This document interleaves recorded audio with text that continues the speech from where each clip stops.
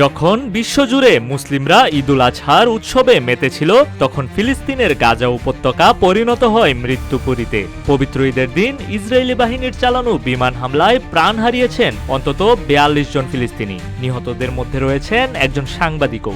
কাতার ভিত্তিক সংবাদ মাধ্যম আল জাজিরাকে গাজার স্বাস্থ্য মন্ত্রণালয় নিশ্চিত করেছে, ঈদের দিনভর গাজার উত্তর, দক্ষিণ ও মধ্যাঞ্চলে একাধিক এলাকায় চালানো হয় বোমা বর্ষণ। নিহতদের মধ্যে ১৬ জন খান ইউনুসের নাসের হাসপাতালে, আরও ১৬ জন আল শিফা হাসপাতালে, ৫ জন গাজা সিটির আল আহলি বেপিস্ট হাসপাতালে এবং আরও ৫ জনকে দের আল বালাহ এলাকার আল আকসা হাসপাতালে নিয়ে যাওয়া হয়। ধ্বংসস্তূপের নিচে এখনও মরদেহ থাকার আশঙ্কা করা হচ্ছে। গাজার স্থানীয় সাংবাদিক ও আল জাজিরার প্রতিনিধি বলেন, বিশ্ব মুসলিম যেদিন আনন্দ করে, গাজার মানুষ সেদিনও খোঁজে স্বজনের মরদেহ। এই ব্যথাই গাজার ঈদ। এই হামলায় নিহত ৪২ জনের মধ্যে একজন ছিলেন সাংবাদিক। গাজা মিডিয়া অফিস জানায়, এই মৃত্যু নিয়ে গত ১.৫ বছরে গাজায় নিহত সাংবাদিকের সংখ্যা বেড়ে দাঁড়িয়েছে ২২৬-এ। ২০২৩ সালের ৭ই অক্টোবর হামাসের হামলার জবাবে শুরু হওয়া যুদ্ধ ইতিমধ্যে গাজায় মৃত্যু ডেকে এনেছে ৫৪,৬৭৭ জন ফিলিস্তিনির জন্য।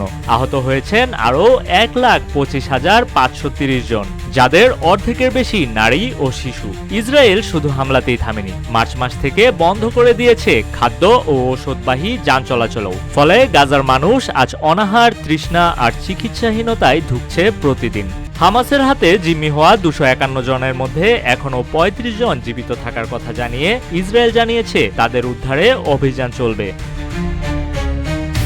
জাতিসংঘ ও বিভিন্ন আন্তর্জাতিক সংস্থা বারবার যুদ্ধ থামানোর আহ্বান জানালেও নেতানিয়াহু তা উপেক্ষা করে জানিয়ে দিয়েছেন, লক্ষ্য অর্জন হওয়া না পর্যন্ত গাজায় যুদ্ধ চলবে। যেখানে ঈদ মানে আনন্দ, সেখানে গাজায় ঈদের দিনেও চলছে কান্না আর মৃত্যু। প্রশ্ন উঠেছে, এই রক্তপাত আর কতদিন? মানবতার সামনে এ যেন এক দীর্ঘ ও নির্মম পরীক্ষা।